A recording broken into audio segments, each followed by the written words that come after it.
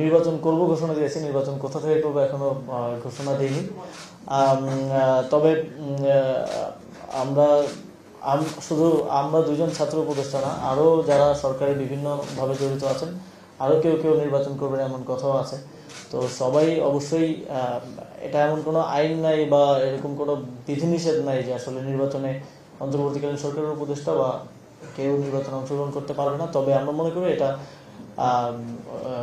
স্বার্থের সংঘাত ঘটায় এই পদে থেকে নির্বাচন করা। এই নীতিগত জায়গা থেকে আমরা মনে করি যে বা যারাই নির্বাচন অংশগ্রহণ করবে তাদেরকে অবশ্যই এই নির্বাচনী কার্যক্রমে ঢুকে যাওয়ার আগেই পদত্যাগ করার প্রয়োজন এবং সেভাবেই আমরা প্রস্তুতি নিচ্ছি এবং বাকি সময়ে বা অন্যান্য বিষয়গুলো সরকারের উচ্চ পর্যায়ের সাথে আলোচনার ভিত্তিতে আপনাদেরকে জানিয়ে দেওয়া হবে। অবশ্যই যদি কোনো অনিয়ম থাকে দুদক সেটা অনুসন্ধান করতে পারে এবং যদি অনুসন্ধান করে তারা কিছু পান আমাদেরকেও জানাতে পারেন, আমরা প্রয়োজনীয় ব্যবস্থা গ্রহণ করব। আমি মনে করছি যে এখন রাজনৈতিক বিষয়ে কোনো বক্তব্য দেওয়াটা উচিত হবে না। আমি যথাসময়ে আপনাদেরকে জানাবো, আপনারা খুব দ্রুতই জানতে পারবেন।